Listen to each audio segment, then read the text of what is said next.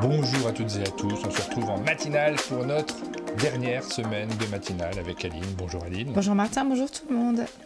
Dernière semaine parce que c'est le moment de conclure cette année 2024. Après on préparera 2025, ne vous inquiétez pas, on reprendra les choses début 2025. Mais là ça y est, on boucle les choses, on va essayer de tout ranger comme il faut. C'est toujours un objectif de vacances, s'arranger. En tout cas moi c'est le cas, je suis un peu à la bourre. Oui, d'ailleurs, vous avez vu dans pour ceux qui se mettent, je ne sais pas si vous regardez tout le temps d'attente, si vraiment dès que vous voyez l'annonce de « Oh, il y a un monde de jeu qui est en live », vous mettez le temps d'attente au départ, ou alors si... qu'est-ce qui se passe ? Rien, pas de problème, j'ai juste un œil qui péclote comme d'habitude. Qui péclote, je ne connaissais pas ce terme. Ou alors, non, vous dites les 7 premières minutes, c'est pas très intéressant, ce que je comprendrais complètement. Presque tout le temps d'attente, le temps de finir mon café. Ah, bah. J'essaie de mettre 2-3 trucs dedans, et donc là, cette fois-ci, j'ai mis un petit extrait de la vidéo de cadeau qu'on a diffusée sur la chaîne, et je suis un peu déçu parce que ça fait plusieurs fois qu'on va dans des boutiques et que je regarde spécifiquement si je vois ce jeu pour des raisons évidentes, c'est que c'est pratique en fait comme jeu à acheter pour pouvoir offrir, et à chaque fois on le trouve pas. On a l'exemple aussi là sur Dijon, notre fils voulait acheter ça pour son Secret Santa de l'école, et ben pas possible, il a fait tout Dijon, il l'a pas trouvé. Ouais, alors on lui a conseillé Sherlock Holmes, le petit Unlock, il n'était pas non plus peut-être épuisé celui-ci. Il n'était pas non plus, il en a pris un autre. Je pense que ça, le Unlock, c'est un jeu épuisé. C'est un peu dommage quand tu vas... Mais le cadeau, je pense pas qu'il soit épuisé, enfin c'est fou quand même. Quand tu vas avec une référence précise, tu as envie de ce jeu exactement celui-là et tu penses qu'il va correspondre et à ton budget et à la personne à qui tu l'offres, et dommage, tu le trouves pas. Il n'est même pas sorti trop tard, donc bon... Ça me fait mal au cœur, non pas uniquement pour l'éditeur, parce que bon, j'imagine qu'il est présent ailleurs aussi, mais c'est par rapport à tout le travail que l'on fait tous dans le monde du jeu de société, que ce soit les personnes qui font des contenus sur Internet, ceux qui éditent les jeux, les auteurs. Si on n'a pas un système qui nous permet d'avoir les jeux dans les boutiques, c'est difficile pour ceux qui n'ont pas déjà une certaine notoriété. Et je sais très bien, je ne suis pas en train de faire un coup de gueule sur les boutiques, surtout pas, je ne me permettrai pas de faire ça parce que je n'ai pas mené d'enquête. Donc il ne faut surtout pas s'amuser à critiquer de manière générale les boutiques, ce n'est pas du tout la question. Mais ça me fait mal au cœur par rapport à l'effort collectif de création qui existe, parce que c'est un très bon jeu, on a envie de le voir en boutique. C'est de ma faute, j'en ai pris 3. Et peut-être que c'est le cas. Peut-être qu'en fait c'est bon signe, peut-être que ça veut dire qu'ils en avaient plein et qu'ils les ont vendus. Sur celui-ci, je ne suis pas sûr, tu vois. Et Patrice qui nous dit, nous on en a sur la caisse, bah, bravo, mais je pense vraiment, en fait je dis bravo, vous faites ce que vous voulez évidemment, et le choix dans chacune des boutiques est indispensable. De toute façon, on est dans une période où les ludicaires doivent choisir les jeux qu'ils vont proposer, parce qu'il y a un choix qui est énorme. Donc ils sont nécessités à choisir ce qu'ils mettent en avant, mais bon, voilà, c'est un petit mal au cœur parce que c'est un très bon jeu, parce qu'on a envie de le voir en ce moment, et du coup, de moi-même, j'ai rajouté un petit extrait dans le temps d'attente de cette vidéo, pour le remettre un petit peu en avant, parce que c'est vraiment une excellente idée cadeau pour cette période.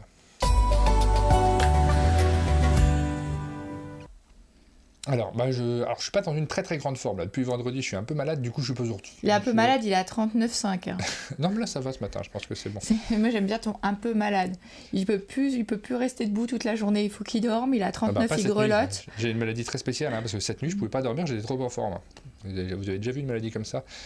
Du coup j'ai fait les prises de vue de l'intérieur, regardez c'est rigolo, on voit la lune de tous les côtés. Elle est de ce côté-là, la lune en haut à droite, mais hop, on bouge la caméra et qu'est-ce qu'on voit ?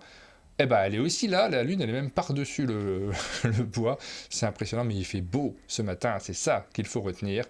On n'a pas eu le temps de faire le lit, mais j'ai mis un vase dessus, donc c'est bon. Non, quand tu vois qu'il y a un truc qui est un peu désordonné... C'est pas du tout personnel, tout va bien. Alors ici, de ce côté-là, je voulais voir si on voit la lune. On voit aussi la lune, regardez, ici on voit... Elle est partout, c'est incroyable. Vraiment, par toutes les fenêtres de la maison, on aperçoit la lune, c'est très impressionnant. La salle de bain. Il faut qu'on aille voir derrière la maison, parce que là on a été voir devant. Eh oui, non mais vraiment, il y a aussi la lune derrière la maison. On n'y croit pas, Martin ? Non mais si, c'est vrai, c'est absolument un trucage.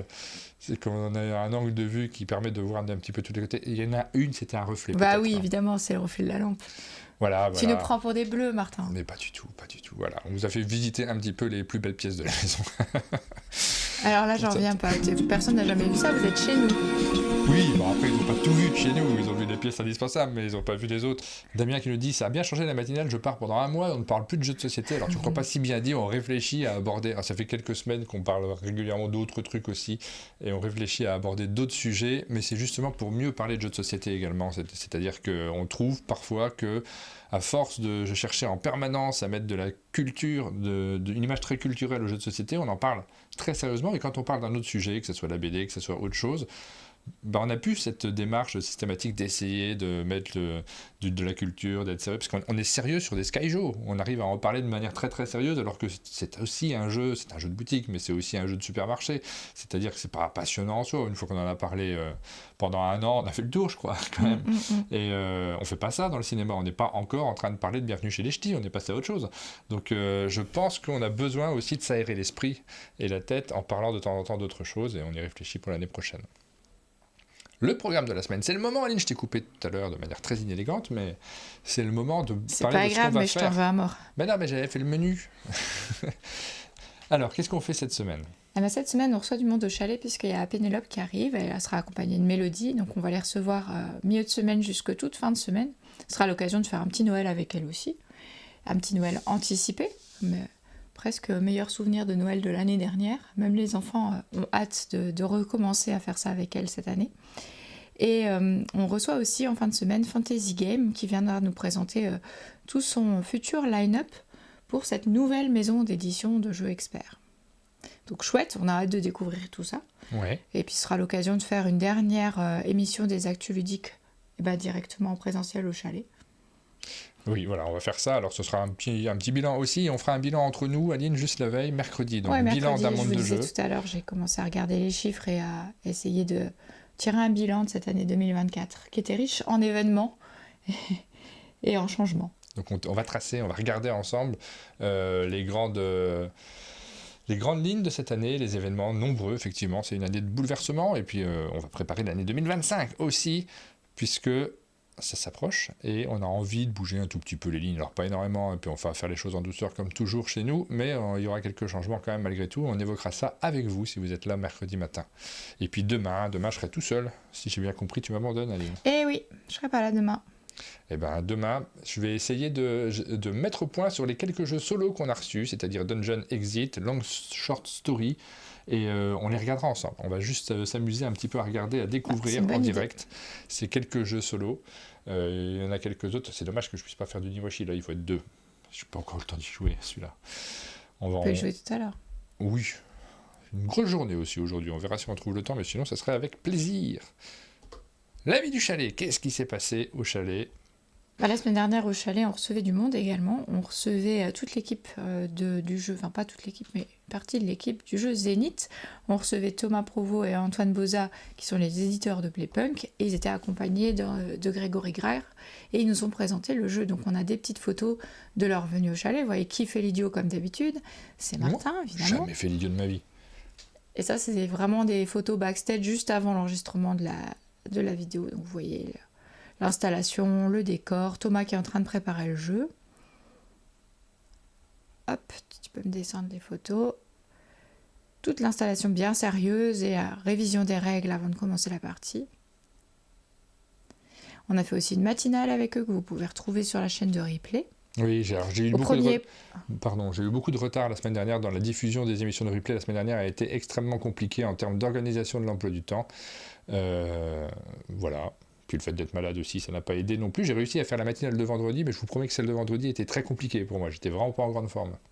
Premier plan, j'allais dire les lampes. Et on a vu passer sur les réseaux, on a reçu pas mal de petites stories où on était tagués de vous qui avez acheté ces lampes et qui nous montraient qu'elles sont installées chez vous à votre table de jeu. Et si vous ne m'avez pas vu en fin de semaine, c'est que j'étais partie à Dijon. Un petit tour à Dijon, donc, c'est notre fils qui fait ses études dans l'appartement de Ludovic Maublanc, c'est fou. Il y a un manège, ici ? Toujours, ouais. Toujours, toute l'année ? Moi, à chaque fois que j'y suis allée, il y avait un manège à cet endroit-là. C'est marrant, ça, les manèges qui sont revenus à un moment dans les centres-villes. Il y en a un à Strasbourg aussi. Il est joli, celui-là, ouais. Je sais pas s'il est toujours celui de Strasbourg aussi. Moi, à chaque fois que je vais à Strasbourg, il y est aussi. Hein. Hop. Oh. Et regardez quand même, là, il y a des pavés. J'adore les pavés. Alors, avec une valise, moi, j'adore moins, mais... Toujours l'aspect pratique. Je les ai adoptées, ces lampes. Merci pour ce bon tuyau, nous dit Bob Dany. Bah chouette, j'espère que t'es content. Je suis assez content. Et alors, je les vois popper sur les réseaux sociaux. De temps en temps, il y a des gens qui font des photos. Ouais. Tu l'as dit, pardon, j'ai pas entendu. Il faut en déconcentrer, on écoute à moitié la personne à côté. Hop, petite... Donc ça, c'est les décorations. Et ben voilà. Notre sponsor de la semaine, on l'a dit, c'est Heredity. Donc ça, vous verrez encore le petit teaser qu'on diffuse pendant les temps d'attente de nos émissions. Et on va enchaîner avec la semaine de la soupe, c'est ça? Ouais, c'est pas une blague, mais en fait, ça fait un petit moment que ça nous travaille de vous montrer la cuisine du chalet et ce qu'on peut y faire. Et là, il faisait tellement froid, Martin était malade et tout, et je me suis lancée dans l'idée de vous faire la semaine de la soupe et de commencer avec cette merveilleuse soupe de la flemme aux tomates. Pourquoi? Parce que, t'as fait la recette? Ouais, je vous la laisserai, vous pourrez la voir sur le site. Donc on est d'accord avec Damien, on parle vraiment plus du tout de chalet. Alors là, pour le coup, non, c'est vraiment la dernière semaine avant Noël et je me suis dit que c'était la bonne semaine pour faire ça. Petit clin d'œil à toutes les questions que vous m'avez posées sur les repas du chalet. Et donc cette soupe, vous pouvez trouver la recette, c'est vraiment la soupe parfaite quand vous avez une flemme absolue et que vous avez du monde à manger et qu'il faut que ce soit super bon. Cette soupe-là, cette recette, c'est vraiment parfait parce que vous n'allez rien faire. Vous n'allez pas éplucher de pommes de terre, vous n'allez pas éplucher de tomates, vous allez tout mettre dans une casserole, ça va cuire pour vous, il n'y aura plus qu'à mixer. Et elle est incroyable cette soupe. Donc tous les ingrédients sont là. Je vous ai fait une petite photo récap juste en dessous des ingrédients. Et vous allez pouvoir tester cette soupe merveilleuse. Tout est dans le plat, tout est dans le bol. Il y en aura d'autres? Normalement, je trouve ça chouette quand on fait une semaine spéciale comme ça. Normalement, si on fait une semaine de la soupe, on n'en fait pas qu'une. Donc j'en ai déjà 3 d'avance. Enfin, j'en ai 3 d'avance. Donc ça, c'est tous les ingrédients. Ouais. Vous pourrez tester ça si ça vous dit. Après, vraiment, c'est parce que c'est la semaine avant Noël. C'est genre mon petit cadeau à moi.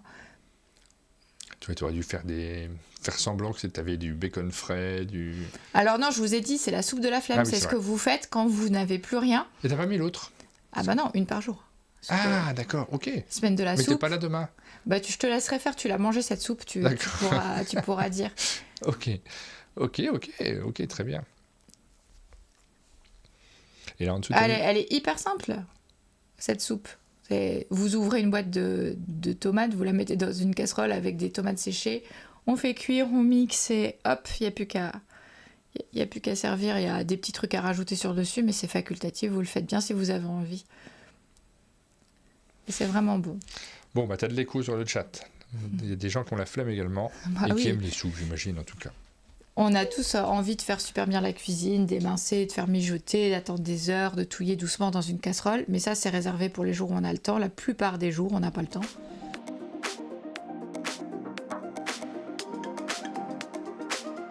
Alors, ce fameux point, c'est celui des ventes d'originaux. On a fait une opération spéciale sur ce mois de décembre. Comme chaque mois de décembre, vous avez les originaux des strips qui sont réalisés pour Philibert. Je ne l'ai pas encore mis à jour ce matin, je le mets tout à jour. Je le mets à jour tous les jours, le matin avant 10h. Donc c'est bon, là on est dans les temps, hein, c'est marqué sur le site. J'ai tâtonné pour savoir. Au départ, j'avais marqué 2 fois par jour, j'arrive pas du tout, ça prend trop de temps en fait, ces petites tâches, ces fameuses petites tâches qui remplissent une journée. On regarde sur le site, ça c'était la mise à jour d'hier, donc vous voyez, on va rajouter le dessin qui a été diffusé hier après-midi sur le site Philibert. Un grand bravo d'ailleurs à Maxime qui met en ligne les dessins tous les jours. Et là, j'ai vu qu'il était en vadrouille à Londres. Donc en fait, je lui donne du boulot à distance comme ça. J'ai enlevé les 8 premières planches, je les ai enlevées parce qu'elles sont déjà parties. Ça commence à la 9e maintenant. Il y en a certaines qui sont déjà parties. La 10, 11, 12 sont déjà parties. Il reste la 13 et la 14 et donc la 15 que je vais mettre en ligne juste après. Le principe, vous le connaissez maintenant, c'est le fait que je mets les dessins à un prix relativement... je ne sais pas si on doit dire élevé pour moi, mais normal, à un prix normal de vente d'originaux, 350 €. Et tous les jours, le prix pour chaque dessin baisse de 50 €. Donc celui qui a 350 va passer à 300 aujourd'hui. La planche du 13, elle va passer à 250, etc. Ça diminue. La première, elle est déjà à son prix minimum, puisqu'il y a un prix plancher. Je vous ai déjà dit que ça, ce système-là, j'aimerais bien le reproduire tout au long de l'année, de temps en temps, faire des opérations spéciales. Je ne sais pas si j'en serais capable, parce que en termes de... Moi, pour le faire sur mes propres dessins, c'est pas très dur, mais contacter d'autres dessinateurs pour leur proposer ce genre d'opération, ça demande une énergie sociale que j'ai pas toujours, moi. J'ai rajouté aussi quelques dessins des années précédentes. donc quelques dessins que j'avais réalisés pour la carte de vœux de l'année dernière. Là, je viens de rajouter celle du Mont Rochemort, carte de vœux de 2024. Et il y a un strip, la planche 16 du calendrier de l'Avent de l'année dernière, notre carte de vœux d'un monde de jeu de 2024. Voilà pour les dessins qui sont proposés là tout de suite. Et on doit vous dire que c'est une sacrée bouffée d'oxygène parce que je ne savais pas comment boucler l'année. Donc merci à ceux qui nous ont soutenus par ce biais. Évidemment, je me doute bien que ce n'est pas une opération qui concerne tout le monde. Tout le monde ne participe pas à cette opération spéciale. Il nous manque toujours une opération à un moment dans l'année où on permet à tout le monde de s'abonner, de faire quelque chose en particulier. Vous savez que vous pouvez vous abonner de manière générale sur Tipeee notamment. Mais on y réfléchit. On réfléchit à faire... Je ne sais pas si j'aurai le courage de faire un financement participatif parce que ça demande quand même beaucoup d'organisation et de temps de travail que j'ai pas dans l'année. Il n'y a aucun moment, depuis le temps qu'on en a parlé, j'ai jamais trouvé un moment où je peux me dire je peux me poser à organiser ce genre de choses, mais il faudrait qu'on ait une campagne d'une manière ou d'une autre. Ouais, c'est sur ça réfléchir. En tout cas, on va essayer d'amener des petites choses à Cannes aussi. Enchères inversées sur les espaces pubs, non, je crois que ça c'est pas... Ça serait vite tourné en dérision par les éditeurs, ça me paraît très compliqué. Faut être, en termes de commerce, il faut être relativement propre, je pense, et simple. Surtout simple. Au tout départ, on avait, pour l'anecdote, quand on proposait des formats de vidéos pour les éditeurs, on faisait des prix différents en fonction de la durée de la vidéo. On a commencé comme ça. C'est-à-dire qu'une vidéo de 30 minutes, c'était le prix moyen. Si c'était 45 minutes, c'est un peu plus cher. 60 minutes, un peu plus cher, etc. Parce que le temps de montage n'est pas le même. C'était ça l'idée. Ouais. Et on a dû laisser tomber parce que ça devenait compliqué. Il y avait toujours ce truc de faire une vidéo chez Ludovox, ça coûte tel prix. Chez le Renard Ludique, c'est tel prix. Chez un monde de jeu, on ne sait pas. On ne sait pas combien de temps ça va prendre, on n'en sait rien et c'était un peu compliqué pour les budgets éditeurs. Ouais. Donc on a dû laisser tomber ça et du coup on est sur des tarifs qui sont parfois absurdes parce qu'il y a des vidéos courtes qui ne sont pas forcément beaucoup, tu connais toi de toute façon Guillaume, elles ne sont pas forcément beaucoup plus courtes à monter parce que les parties en elles-mêmes c'est pas ce qu'il y a de plus long à monter, ça c'est plutôt du changement de plan, mais elles sont quand même plus rapides. Une vidéo courte reste quand même malgré tout un peu plus rapide qu'une vidéo longue, notamment pour la partie des règles, qui est un peu l'épreuve parfois en termes de montage. J'ai changé la formule, on est parti sur un prix fixe sur toutes nos vidéos, et c'est pas forcément logique, parce que clairement, il y a certaines vidéos longues où on gagne pas trop d'argent à faire la vidéo. Vous vous doutez bien, quand le livret de règles il fait 15 pages, c'est pas pareil à monter qu'un livret de règles qui en fait 3. Ouais. Ça c'est sûr. Comme les règles sont expliquées, c'est du temps de montage qui est supplémentaire. Non, là, ce qu'on va faire, c'est on va proposer alors les gens, il y a pas mal de gens qui sont déjà abonnés sur Tipeee. Il faut que je me replonge sur Tipeee pour voir comment ça fonctionne. Si je peux avoir un espace uniquement accessible aux abonnés sur la plateforme Tipeee, je crois que ça doit être possible, mais je vais regarder ça. Et on va créer une page abonnée où vous aurez des accès privilégiés, notamment aux nouvelles vidéos qui arrivent et qui ne sont pas encore diffusées en grand public. C'est compliqué à trouver parce que je trouve ça fastidieux d'un autre côté. Est-ce qu'on a envie de se connecter sur Tipeee ? Je suis pas sûr, hein, c'est pas un réflexe qu'on a tous les matins. Et si on a une liste fluctuante, vu qu'il y a quand même, je sais plus combien, mais 250 à 300 abonnés, je peux pas m'amuser à tenir un tableur mis à jour tous les mois, ça va être vraiment trop complexe, usine à gaz. Si c'est du travail qui se rajoute au travail. S'il y a un vrai expert, hein. Parce que quand je dis ça, souvent il y a quelqu'un qui s'y connaît pas qui dit je peux aider, mais je m'y connais pas. S'il y a quelqu'un qui a un avis expert sur ces questions-là, je serais assez preneur. Oui, bah voilà, c'est compliqué, il faut retrouver ses identifiants. Ouais, oui. Donc est-ce que c'est la bonne solution ? Je sais rien. Et sur Tipeee, je suis même pas sûr. Est-ce que j'ai accès aux adresses mail et puis en même temps envoyer 250 mails, je crois que ça va être pris en spam immédiatement. Faudrait voir s'il y a moyen de gérer quelque chose comme ça.